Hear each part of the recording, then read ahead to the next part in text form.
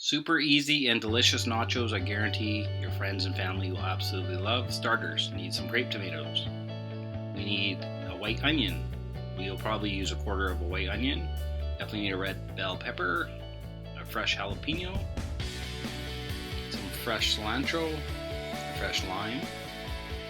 I have 2 cheeses. I have a jalapeno Monterey Jack cheese, and I also have your standard medium orange cheddar cheese.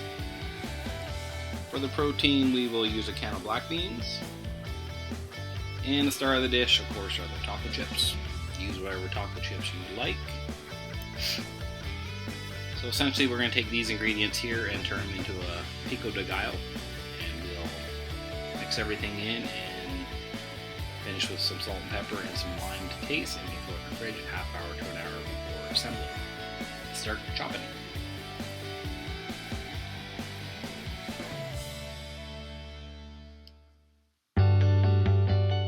Try to make sure you chop everything the same size if you can.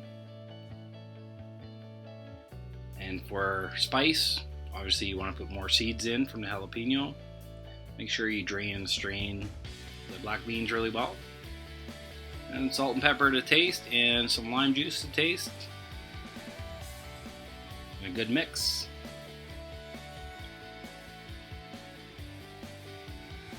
So essentially this is what your salsa should look like. You can throw in the fridge after you put some wrap on it, half hour to an hour before assembling the nachos. Just wrap it tight and throw it in the fridge. It's a beautiful thing. Alright, I just took the Pico De Gallo out of the fridge. It's been sitting in there for about an hour. You can really smell the lime coming out of there. It smells so fresh. Here's the cheese I shredded up earlier. So I got the Monterey Jack cheese here, and I have the orange cheddar here. I'll grab the taco chips. And I'll grab the cookie sheet I'm planning on making my nachos on. So essentially I just layer the bottom of the sheet with the taco chips.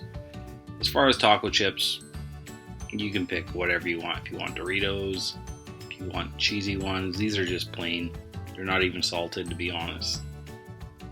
I get enough salt from the cheese. Then once I layer the bottom here, I'm gonna throw on my Pico De Gallo. So I'll grab Pico De Gallo, throw that on. I'm pretty generous with what I put on there.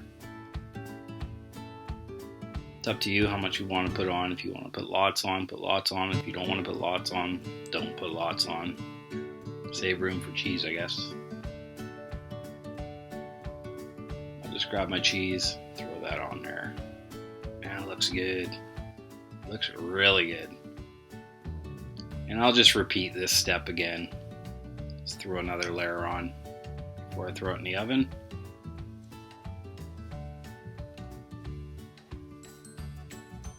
Man, I work fast. I'm a fast nacho guy.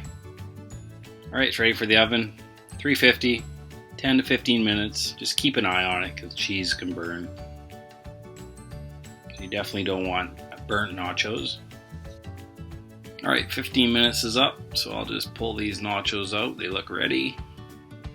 And they actually look really, really good. Look at those colors. It's awesome. I love nachos, especially in the winter time. They're so good. I usually eat my nachos with some salsa, guacamole, refried beans. I always like to throw some fresh cilantro on there. And it's that easy, guys. It's not hard to make some good nachos. And whatever you like on the side, it's up to you. I'll just pull some off here and throw it on the board here.